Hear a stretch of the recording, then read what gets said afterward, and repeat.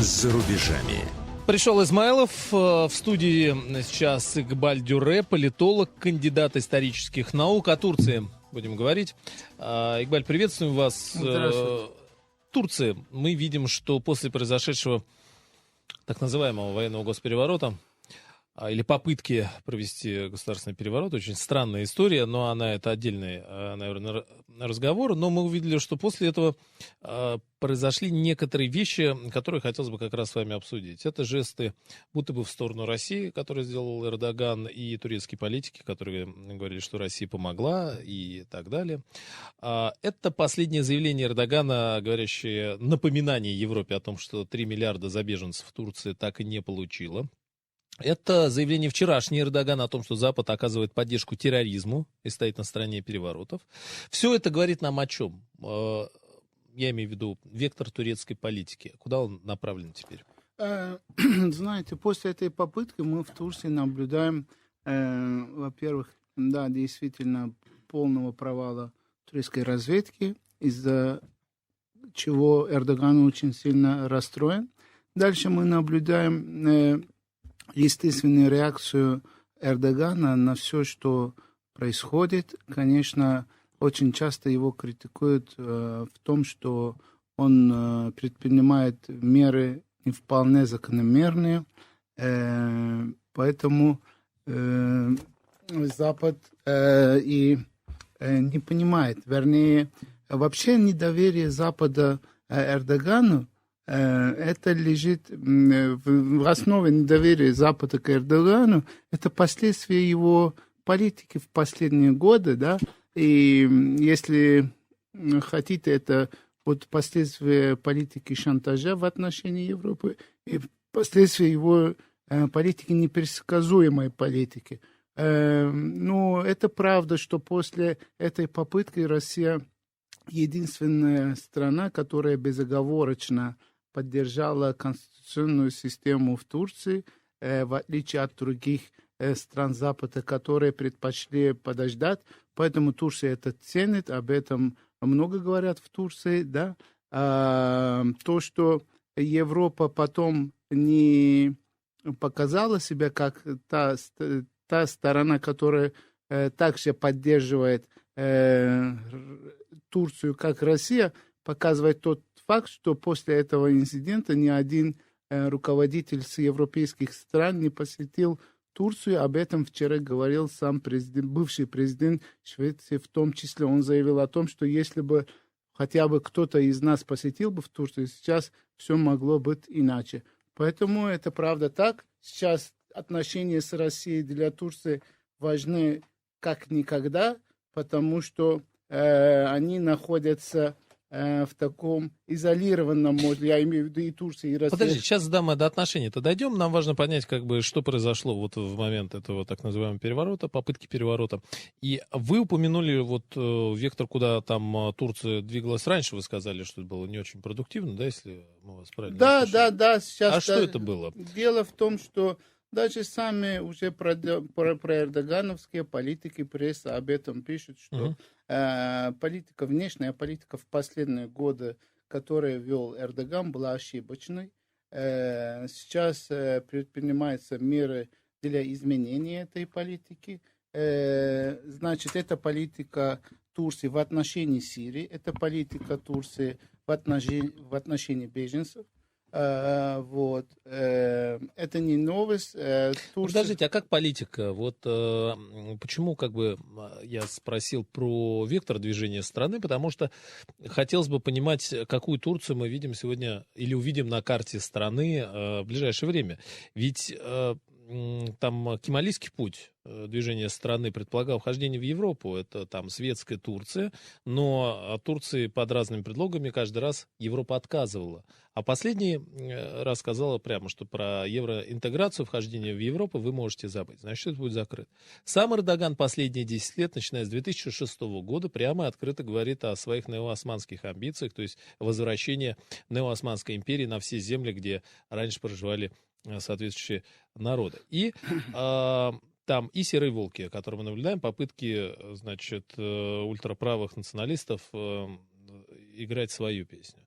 Так вот, куда теперь Турция идет? В Европу Смотрите, уже не получается. начнем с неосманских амбиций Да. Эрдогана, да? Значит, эта политика, да, имела место быть во время правления Давутоглу, а он был один из инициаторов этой, да, премьер-министр, до этого он был министром иностранных дел.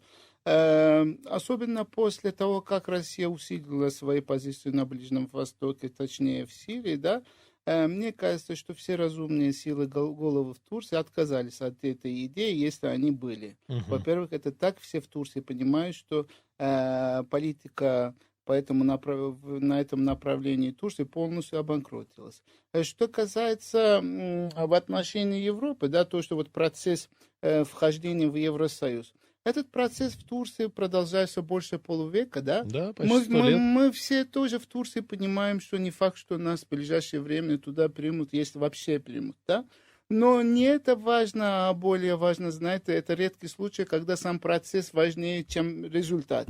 Я имею в виду, ведь, смотрите, благодаря этому процессу, благодаря тому, что для вступления в Евросоюз мы имеем на сегодняшний день совершенно другие законы, да, все-таки за этот 50 лет мы идем по пути западных ценностей, мы сильно Верно, отличаемся, да. Но вот люди, этот сам процесс нас сделал уже другой страной, по крайней мере, катализатором между нашими соседями на Ближнем Востоке и Европой. Это само по себе тоже как бы неплохой результат. Вас-то сделал, но элиты, которые ждали конкретного вхождения в Евросоюз на элитном уровне, они этого не получили.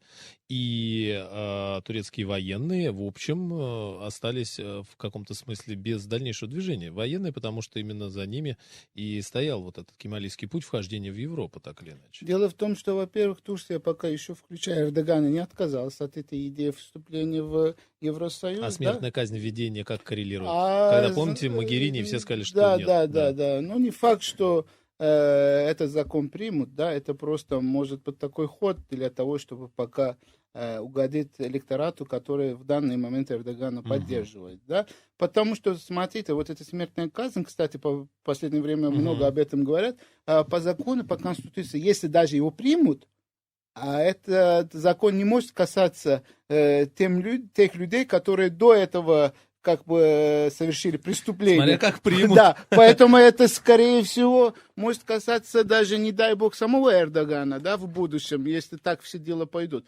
Поэтому тут я думаю, что этим законом ничего не получится. А Эрдоган, все-таки, я думаю, что мы в ближайшее время увидим другого Эрдогана, который все-таки вернется к своим ценностям, которые он благодаря которым он и пришел во власть. Но да? в 2006-м он говорил о всех землях Неоосманской империи и построении, соответственно, новой империи.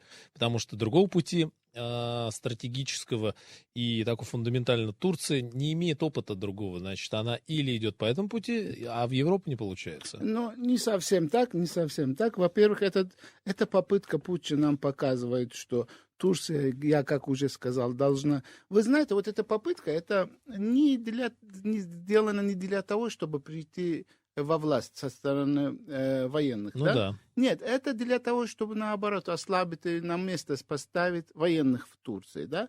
Мы всю эту ситуацию не Получилось можем... наоборот, что зачистили военных. Да, так и получилось. Я имею в виду поставить на место, да, ослабить влияние армии в Турции. Как раз тех, кто и двигался в Европу. Нет, как раз те, кто двигался и в Ближний Восток.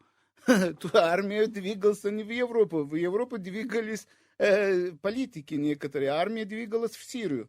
Армия двигалась в Ирак, армия двигалась на восток, да, что очень сильно противоречит вообще плану ближневосточного проекта, как всем известно, да.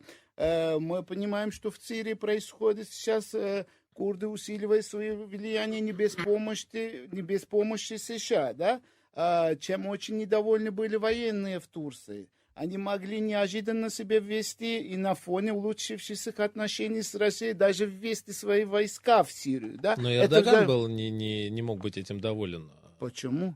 Эрдоган мог быть недоволен или недоволен, это другой вопрос, но армия могла его, значит, армия до 15 июля, это была та армия теоретически, которая себя могла это позволить. А сегодняшняя армия, которая полностью деморализованная, зачищенная, себя этого не может позволить.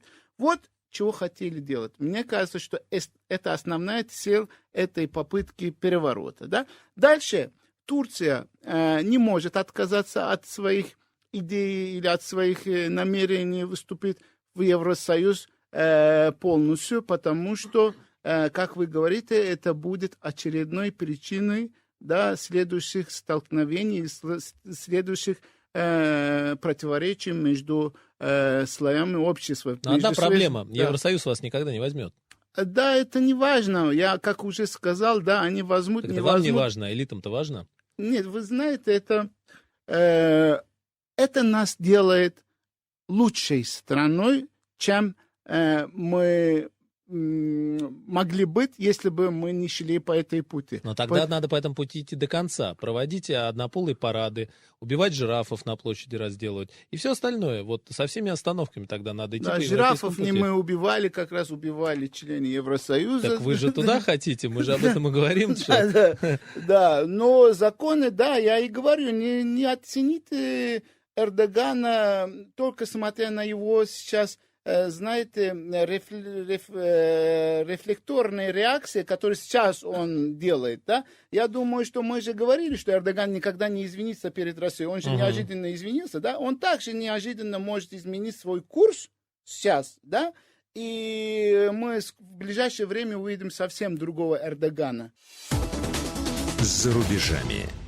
Игбаль Дюрре, политолог, кандидат исторических наук. Хорошо, тогда мы зафиксируем вот ваши слова о том, что, как вы предполагаете, Турция бы не хотела отказываться от движения в сторону Европы. Тогда как понимать заявление вчерашнего Эрдогана о том, что Запад, это сказано с большой буквы, имеется в виду западные страны, оказывают поддержку терроризму и стоят на стороне переворотов?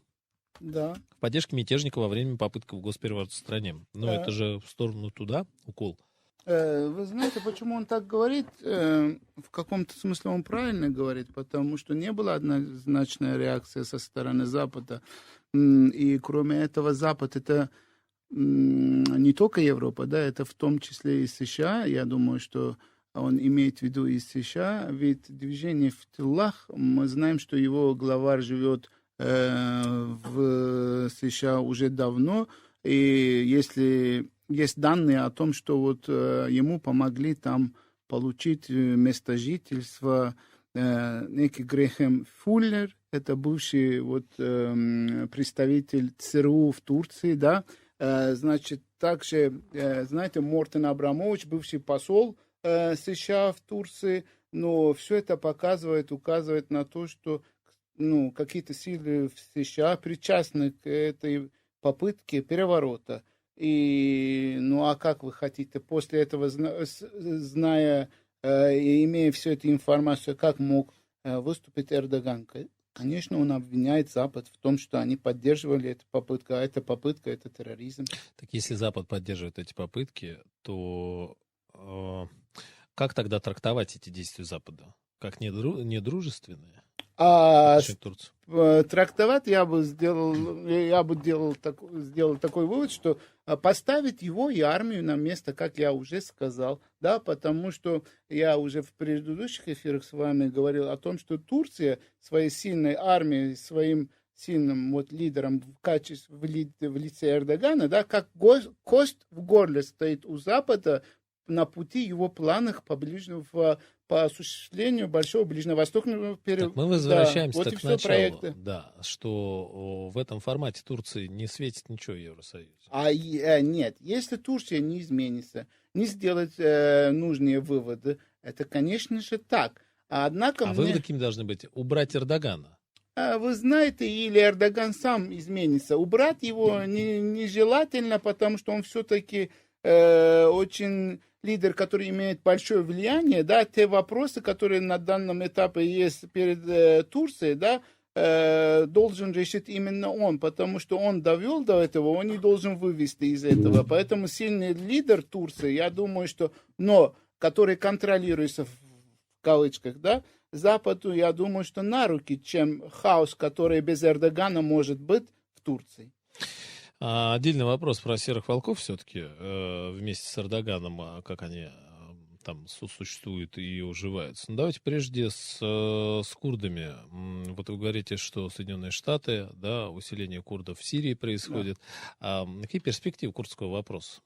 Значит, однозначные перспективы, что все эти проблемы не могут решаться на Ближнем Востоке, в частности в Турции, до того, как решится курдский вопрос. А курдский вопрос должен решиться таким образом, что курды должны приобрести некое официальное признание в качестве или автономии, или федеративности в тех странах, где они проживают, в том числе и в Сирии, и в Турции, и так далее. Только тогда Турция будет той страной, которая будет способна дружить, и в том числе и с Россией, и с Европой, и у него будет реальный тогда уже шанс вступить и в Евросоюз, и вообще жить спокойно.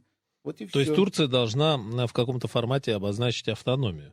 Конечно, несомненно, не только Турция, все страны региона. Без этого покоя не будет на Ближнем Востоке. Это однозначно. А дальнейшее движение центростремительное курдов? Вы имеете в виду, не будет ли большой Курдистан? Ну, как бы есть ли тенденции к тому, чтобы вот на эту траекторию ситуация вышла? Ну, знаете, нам трудно сейчас предвидеть, что будет через 30 лет. Все зависит от того, какие взаимоотношения они будут выстраивать с центральными властями. Если у них все будет хорошо, если всех будет все устраивать, опыт последних десятилетий нам показывает, что отдельные государства не так уж хорошо, многие жили намного лучше, когда они жили вместе. Да? Я думаю, что курды тоже будут действовать именно таким образом. И если будут они жить на этих территориях, где они живут на равных правах с другими народами, и все, у них будут все права, и права культурные, социальные и так далее, мне кажется, что этот проект будет долгосрочным, да, и вот, центральным властям надо отказаться от курдофобии, чтобы не дать им на сегодняшний день те права, на которые они имеют, из-за своих фобий, властям, да, конечно, так, да, из-за фобии, что они когда-то будут отдельным государством быть. Мы не знаем, что будет через 30 лет. Так опять же, эта история так или иначе там бьет по Эрдогану, то есть нет, нас не совсем так знать. Любая трещина в государстве. Да, я вас сейчас удивлю. Эрдоган пришел во власть именно с этим лозунгом. Да, с лозунгами-то многие кто с таким приходили. То есть эта идеология ему не чужда. Он говорил, что вот Османская империя, тогда была Курдистан, федеративность, это все нам не чужда. Да, он это говорил, и благодаря этому он получал голоса курдов, да. После этого, когда этот номер в кавычках уже стал не приносить ему пользу, он начал делать ставки на националистов. Но сейчас этот этап тоже заканчивается, поэтому он вернется к своей вот этой позиции. Другого выхода нету. Турция не может жить этим грузом дальше. Хорошо. Теперь, смотрите, вернемся к отношениям с Россией. Эрдоган должен прилететь на днях сюда. Да. Вот, вы как политолог, чего ждете от этого визита? Как бы летит же Эрдоган, да? Да, конечно. Знаете, вот это первая встреча, знаете, двух лидеров, которые знают, что такое вкус удара в спину, да? Потому что, значит, я могу... Вкус удара в спину, это интересно перевели. Да, потому что Эрдоган, как раз Путин расценил действия Эрдогана таким образом, а то, что Эрдоган сегодня получил со стороны Фетхуллаха и армии, тоже можно так расценивать. Поэтому, что тут говорить? Мы все равно соседи, мы все равно экономически, особенно в нынешних условиях, не можем... можем, но лучше нам жить экономически, поддерживая друг друга. Мы знаем в 90-е годы, в нулевые годы, как успешно работали турецкие компании в области строительства и в других областях в России, да. Эти проекты все еще продолжаются. Мы знаем, что у России есть большие инфраструктурные проекты в будущем, да.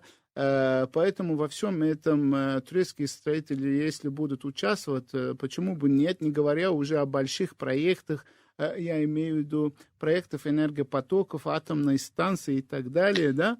Я думаю, что эта встреча будет открывать новые возможности, новые перспективы для наших взаимоотношений, именно экономических. Я не хочу тут впадать сразу в эйфорию идеальных политических отношений. Я думаю, что для этого пока рано, но экономические отношения после этой встречи, я думаю, что бурно будет развиваться, что и свойственно нам последние десятилетия это показывает.